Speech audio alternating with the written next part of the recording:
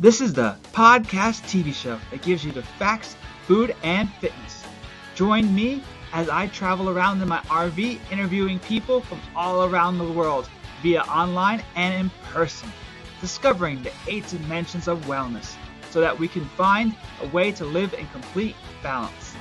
Check that out, guys, the final product. If you're hungry, you got smell-o-vision, I'm getting it. There you go, I wish, right? 2, 3.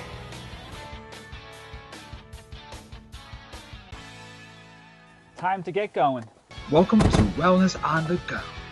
I am your host, Jason Cronin, and enjoy the show. On this show, you have the power to learn how to achieve optimal well-being. Our guest today is a speaker, international author, and internal medicine physician for 30 years. His passion is to help 10 million men struggling with depression. I'd like to welcome to the show Dr. Donald Skip Mondragon. How are you doing today, doctor? I am well, Jason. Thank you so much. Please call me Skip. Sounds good. Skip, how'd you get the name Skip? I'm just curious about that. Well, I wish my mother remembered. She gave me that nickname when I was very young, and she doesn't remember why. That's all right. It's a really nice nickname. It's something like where you're quick and fast at doing something, maybe. That's possible. Yeah, I wish when I was a child I was quick and fast. I was quick and fast at falling down and injuring myself. In fact, my mom said, "Son, I didn't know if you were going to make it out of toddlerhood. You were such a tumblefoot." I was like me. Before I did martial arts, I was the same way. I tripped over my own 2 feet, and it wasn't a pretty sight. Before I got into wrestling, I was pathetic at any sport. Yeah, the most kids are until they get that mechanics down and get used to going into that type of motion. But that's great though, and now you're a lot different now than when you were a kid. Oh yes, indeed. We all have to learn. Before we start, I would love to know how you became an expert in your field. Which field are you talking about? Physician. I guess we'll talk about being a physician first, and then we'll go right into passion of helping people with depression. Very good. Well, as a physician, growing up in high school, people used to tell me, "You should be a doctor. You should be a doctor." And I used to think, no way. They work too hard. I don't want to work that hard. And I was interested in something along the lines of physiotherapy, physical therapy, or a physical, something having to do with that, physical dynamics, kinesiology, etc. But then I began to think about it. It's an easier step to go from physical therapy or to go from medicine, pre-med, to physical therapy and vice versa. So I began to pursue the idea of pre-med, and that's what I pursued. It was a circuitous route. That would be a long story, and did end up at the University, or rather Oral Roberts University, completed my undergraduate there after starting at the University of Notre Dame several years earlier. In fact, I tell people I was on the extended plan. I started college in 1973. I finally got my undergraduate degree in 1981. And my parents were probably like, "Oh, thank you, Lord. Thank you, Lord. Thank you, Lord. Our son has finally graduated." And then stayed at Oral Roberts University to complete my medical studies there. And then did a residency in internal medicine in Northeast Ohio, Canton, Ohio. And then there, going through medical school, or rather I should say going through medical school, I was on an Army ROTC, or rather an Army Health Profession Scholarship. And that paid for medical school, allowed me to get married with a small living stipend that we received. And then owed the Army 4 years after residency. But I went into the Army with the idea that it was going to be a career. Yeah, that's an awesome career. And I know that you were a medical physician for 25 years, and then you ended up being a colonel. Is that correct? Yes, I retired as a colonel. That's correct. So you were definitely a tough guy. I know we're talking about that today in your book. And in your career as helping people with depression, how long ago did you start that? And then when did you notice that that's something that you really needed to capture, help others? It was born out of my own experience, Jason. I became a casualty of depression my 26th and last year in the Army. And as I began to recover, I was called to help other men who were struggling with this dark disease. And I knew that I was going to have to tell my story. I didn't know exactly how, but I knew I was going to have to share my story. And so I began to jot down notes and insights of things that I had learned, things that I was learning, with the intent of sharing those. I had the first opportunity to share that, what I was learning, with the staff at Eisenhower Army Medical Center in Fort Gordon, Georgia, in Augusta, Georgia, in September of 2014. It finally came to a head in terms of my depression in April 17, 2014, when I crawled up under my desk in fetal position and finally came to my senses that I was depressed, and then went to get help. That's something that a lot of people are dealing with. That I'm glad you have experienced, that your experience was a positive one in the long run, where you're helping others to find that true sense of what's going on and then getting help for it. Because like you said in your book and also in your presentation on TEDx, that your one friend actually was not so lucky and passed away from the depression taking over his life, what you're trying to do is help people not get to that point. It takes its toll, no doubt. And the ultimate toll is suicide. And as men, we are much less prone to open up, to share, to admit we're struggling. We don't want to feel or that we're weak. And there's this misconception that if we admit we're struggling, if we admit that we need help, that we are weak, that we're less than a man, and that we're the only one that feels this way. It's the human condition. All of us feel that way from time to time, and all of us need a hand up from time to time. And so by telling my story, I believe it's giving other men permission to admit, I'm struggling. I need help. Because I come from it from the perspective of a transformed tough guy now. A man who, I was a colonel. I had spent 18 months in combat zones. I was a national wrestling champion. Nice. I'm a tough guy. I've been in these. I've moved in circles that oozed with testosterone. That's the world that I've lived in. But I became a casualty of depression. And so I feel that I had to speak out. I had to share my story. And by telling my story, that I can encourage other men. If you're struggling, don't struggle one more day in silence. Go get help. And that's part and parcel of what I do. And as I mentioned, September of 2014 is the first time I shared this. I was able to share it with the staff at Eisenhower Army Medical Center. And that became the genesis for my book. You mentioned my book, Wrestling Depression is Not For Wimps. That first time I shared, and the notes that I made for that and the presentation I gave actually then evolved into my book. That's excellent. Yeah, you've done a really good job in helping others out there. I know your passion is to help over 10 million individuals, and that's great. And I was going to segue into who is your ideal client, which you pretty much mentioned. But for people out there, that's not just military, it's all forms of men. Oh, of course. I'm assuming they're dealing with all men who are struggling with depression. But I speak particularly to the tough guys, these men, military vets, first responders, athletes, men that are rugged, type A's, hard chargers, men that seem to have it all and have it all together. Absolutely. But in the inside, they may be dying on the inside. Understandable. I've dealt with a whole life.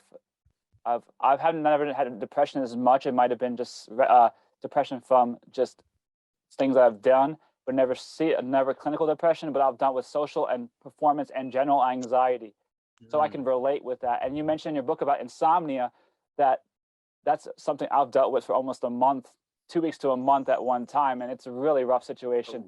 And tell us a little bit about your book and what's. Absolutely. I would love to know more about that, because for people out there listening, this book is really, really captures everything from start to finish. Well, my book addresses many problems. In it, I highlight my own story, as I do in my TEDx talk. But of course, my book expands upon that. But I look at not just my story, but analogies that I've taken and experiences from wrestling, hence the title, Wrestling Depression is Not For Wimps.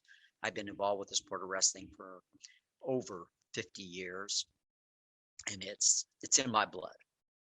And so I talk about how those principles that I learned from wrestling, how they apply to recovering from depression and to maintaining your health and wellness. And so I talk about some of the foundations, what I call the big three: the importance of sleep, healthy nutrition, and activity. That these are a foundation to help you. And of course, you talk about these day in and day out because they're a foundation for health and wellness. But beyond that, because depression affects you emotionally, it affects you cognitively, it affects you physically, but it also affects you socially, and certainly in a spiritual fashion also. So it affects you on every plane in your body, every aspect of your being. And so to regain your health and wellness, you have to rebuild all of those areas in your life. Because depression isn't just this sense of feeling down and discouraged, but it's like a deep, heavy, palpable cloud that descends upon you. It's walking through life in black and white, that the joy is just sucked out of your life, where you lose passion for the things that bring you joy. And I know a lot of people are dealing with that, including some people in my family. Mental health is a big part of my family, and it's sad to see, but there are people in my family that have committed suicide through drugs and overdoses, and because of depression. And I see other people that I know, friends and family. It's tough to see, and you try to help them, but having help is the biggest thing. People listening out there, make sure you get help, because no, it doesn't hurt to get help. It doesn't help to talk to somebody. No one's gonna treat you wrong. Nowadays, everyone knows about what the signs and symptoms are, and you just need to express those. The person that, for instance, you worked with, what is one story that they may have said that stuck with you forever, that they appreciated you so much for helping them, and that it really, really meant something to you? I think the thing that meant the most was my own vulnerability and the ability that for them to relate, that I had been where they are. And I think with that, you're able to make that connection. When somebody has been there and has, if you will, that sense that I was in that deep, dark pit, and with the help of others, I was able to climb up out of that deep, dark pit and to rebuild my health and wellness, and now to maintain it. That I think that when you've been there and you understand what that's like, it's similar to the fact of, as a soldier, when you've been in combat zones and the things you've seen and the things you've experienced, that when you meet other service members who have been in those combat zones, there's this what we would call it in Spanish, simpáticos, that there's this heart to heart understanding that you know, even without words sometimes being expressed, because you've been there, you've lived those experiences. And I think that's the biggest thing is people people can sense your heart. And when you can connect heart to heart, that amazing things can happen, that lives can be transformed. And for me, and I think for others, it's when you can make that heart to heart connection, and then things begin to open up, because I've been open and vulnerable, and you make that heart to heart connection, and now they begin to open up, and you're able to explore things and help them as they move forward in their lives. Absolutely. And it's all about trust as well. The person that trusts you to talk to you, and then they know you're dealing with the same situation. And that's great. Absolutely. And the one thing I know a lot of people probably thinking, they're like, I have depression or I have anxiety, but don't they layer each other a lot of times? So you can have anxiety and depression Absolutely. at the same time. A lot of the symptoms Absolutely. are kind of similar, but not the same. Right. And certainly you can have one and not the other, or you can have both. And I experienced both. And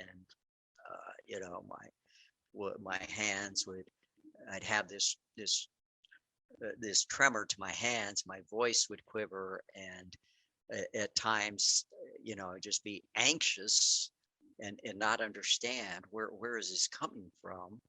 And so, as you say, there was this overlap. And so, in terms of mental illness, there's this whole spectrum, and certainly you can have overlap and combinations of these diseases.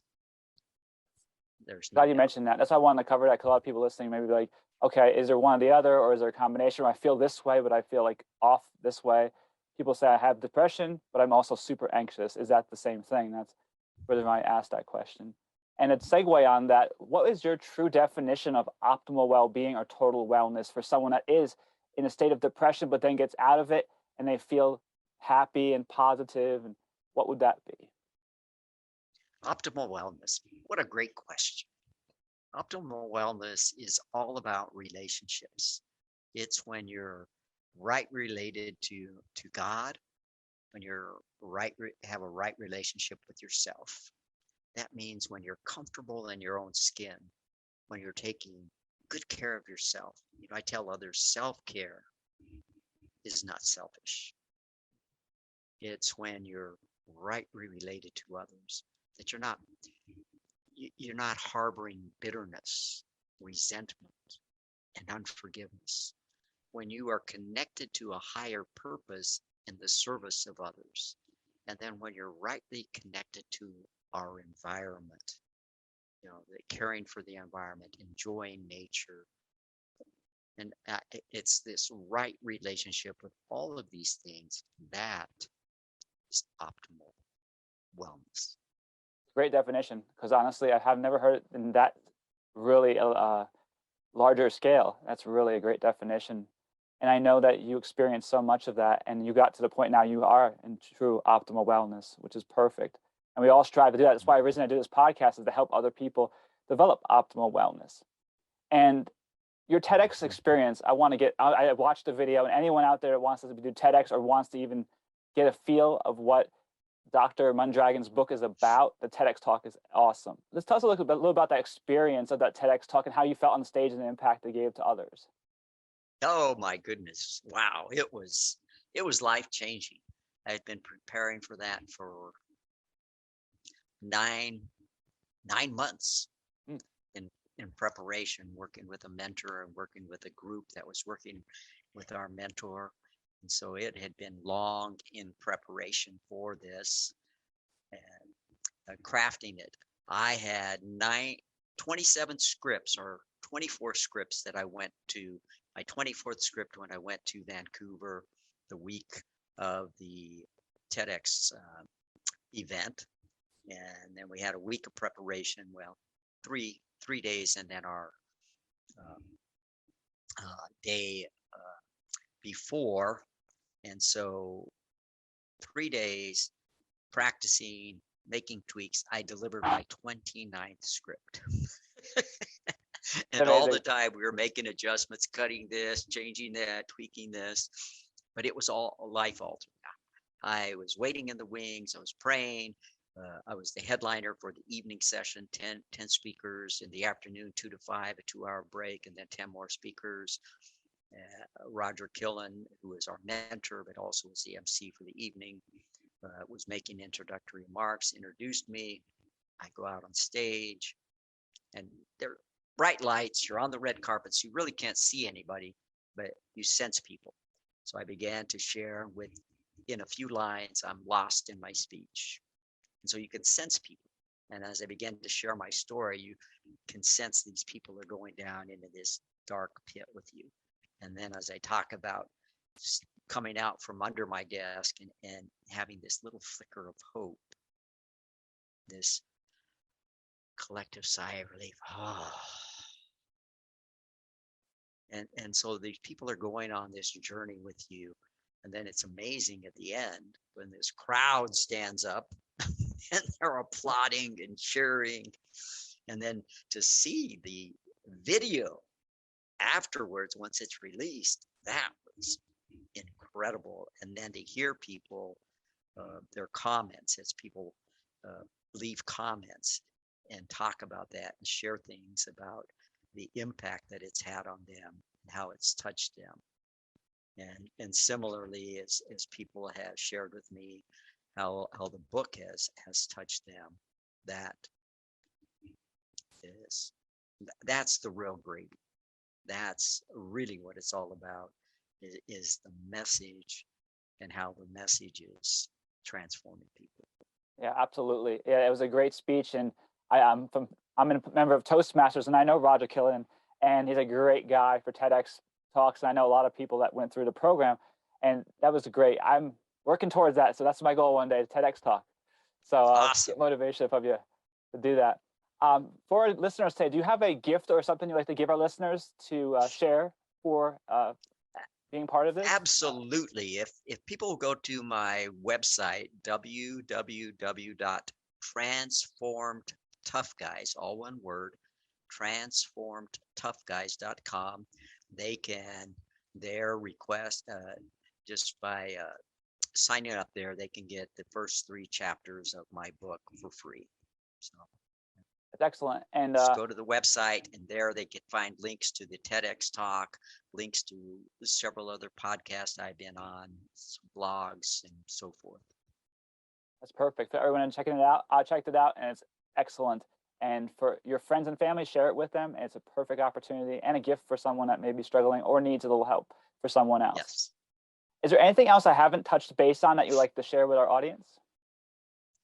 Well, I definitely would like to, I'd be remiss. I have 2 things I'd like to share, Jason, real quick. Sure. And No problem. one is, if somebody is struggling right now, and particularly if you're struggling with suicide, the National Suicide Prevention Hotline is 800-273-8255.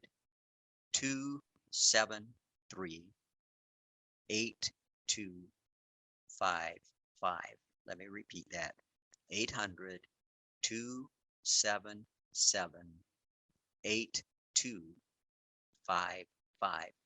And if you're a veteran or a service member, then you dial 1, and that will put you in with the veterans or hotline. Yeah, but I would like to leave your listeners, your viewers, with this prescription. And I have written this prescription for thousands of patients. And what I tell them is this medication has no bad side effects. This medication has no drug-to-drug interactions, and you cannot overdose on it. Proverbs 17:22 says, "A merry heart doeth good like medicine, but a broken spirit drieth up the bones." When I was depressed, I had a broken spirit. So I tell my patients, each and every day, I want you to partake of this medicine and to laugh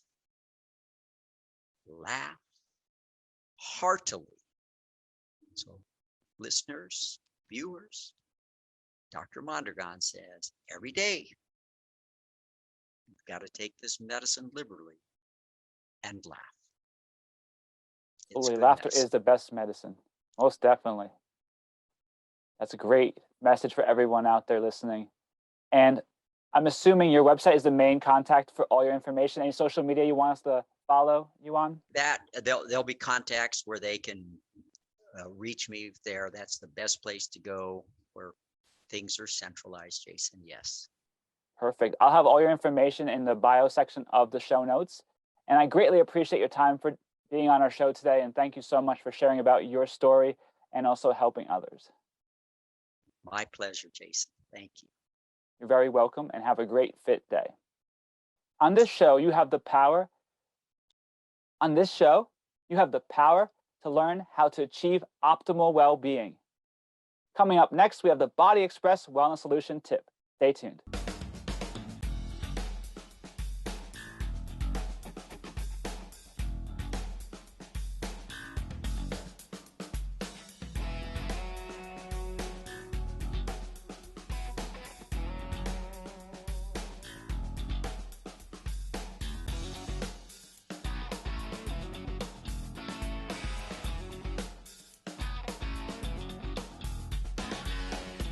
There you go. Right there.